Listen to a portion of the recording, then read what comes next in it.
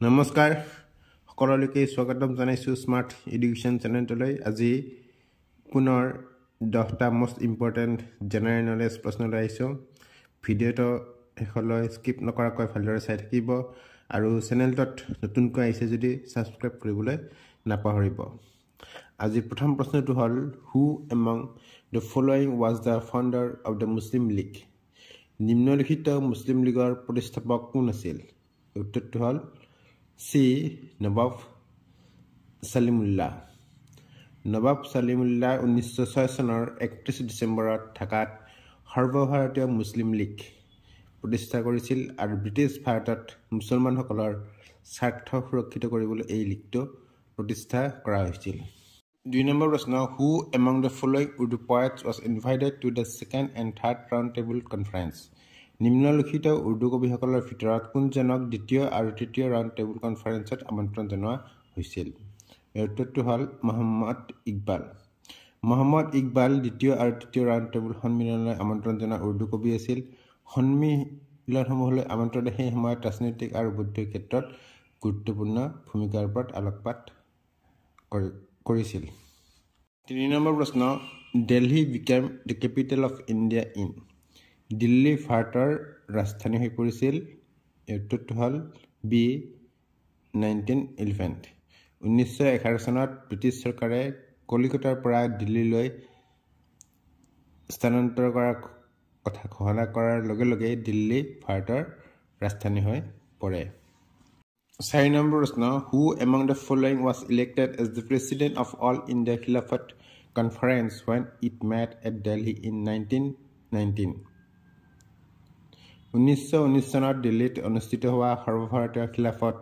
সন্মিলনৰ সভাপতি হিচাপে নিম্নলিখিত সকলৰ ভিতৰত কোনজন নিৰ্বাচিত হৈছিল উত্তৰটো হ'ল পি মহাত্মা গান্ধী 1919 চনৰ 23 নৱেম্বৰত দিল্লীত অনুষ্ঠিত হোৱা সৰ্বভাৰতীয় খিলাফ সন্মিলনৰ সভাপতি হিচাপে মহাত্মা গান্ধী নিৰ্বাচিত হৈছিল জাতীয়তাবাদী আন্দোলনৰ বাবে হিন্দু আৰু মুছলমানসকলক এক উমৈহতীয়া মঞ্চত একত্ৰিত কৰিবলৈ এই সন্মিলন অনুষ্ঠিত কৰা হৈছিল 5 নম্বৰ প্ৰশ্ন in which of the following years was the All India Trade Union Congress formed in Bombay কোন বছৰত বোম্বাইত সৰ্বভাৰতীয় ট্ৰেড ইউনিয়ন কংগ্ৰেছ গঠন কৰা হৈছিল উত্তৰটো হ'ল C 1920 1920 চনৰ 31 অক্টোবৰত বম্বেৰ এম্পিয়াৰ থিয়েটাৰত all India trade union Congress গঠন কৰা হৈছিল আৰু য'ত প্ৰতিষ্ঠাপক সভাপতি আছিল লালা ৰাজপত ৰায় আৰু all India trade union Congress হৈছে ভাৰতৰ আটাইতকৈ পুৰণি ট্ৰেড ইউনিয়ন ফেডাৰেশ্যন নম্বৰ প্ৰশ্ন with reference to the Indian freedom struggle who of the following was the lady representative of India at the second round table conference ভাৰতীয় স্বাধীনতা সংগ্ৰামৰ সন্দৰ্ভত নিম্নলিখিতসকলৰ ভিতৰত দ্বিতীয় ৰাউণ্ড টেবুল সন্মিলনৰ ভাৰতৰ প্ৰথম মহিলা প্ৰতিনিধি কোন আছিল ইয়াৰ উত্তৰটো হ'ল বি সৰোজিনী নাইডু 7 নম্বৰ প্ৰশ্ন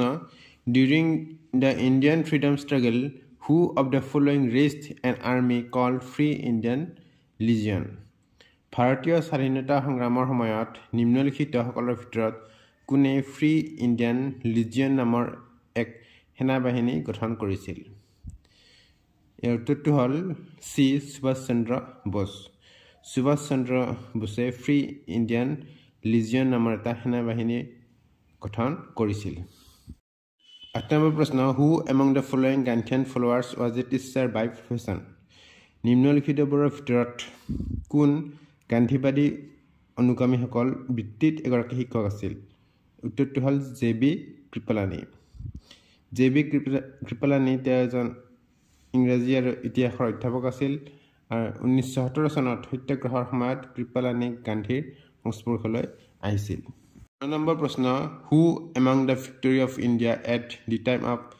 জালিয়ানৱালাবাগ মেছাকাৰ জালিয়ানৱালাবাগৰ হত্যাকাণ্ডৰ সময়ত ভিক্টৰী অফ ইণ্ডিয়া কোন আছিল ইয়াৰ উত্তৰটো হ'ল চি লৰ্ড চেমছফৰ্ড 1919 চনৰ 13 এপ্ৰিলত জালিয়ানৱালাবাগ হত্যাকাণ্ড সংঘটিত কৰাৰ সময়ত লৰ্ড চেমছফৰ্ড ভিক্টৰী অফ ইণ্ডিয়া আছিল 10 নম্বৰ প্ৰশ্ন হু one of the following was a journal brought out by Abdul Kalam Azad নিম্নলিখিত কোনটো আব্দুল কালামৰ দ্বাৰা প্ৰকাশিত এখন আলোচনী আছিল এইটো হ'ল এ আল হিলাল ভাৰতীয় নেতা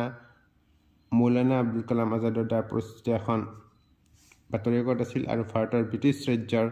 সমালোচনাৰ মাধ্যম হিচাপে ব্যৱহাৰ কৰা হৈছিল বাতৰি কাকতখনে ভাৰতীয় স্বাধীনতা আন্দোলনৰ উদ্দেশ্যক সমৰ্থন কৰিছিল আৰু ভাৰতীয় মুছলমানসকলক আন্দোলনত যোগদান কৰিবলৈ আহ্বান জনাইছিল আৰু 1914 চনৰ প্ৰেছ আইনৰ অধীনত এই কাকতখন বন্ধ কৰি দিয়া হৈছিল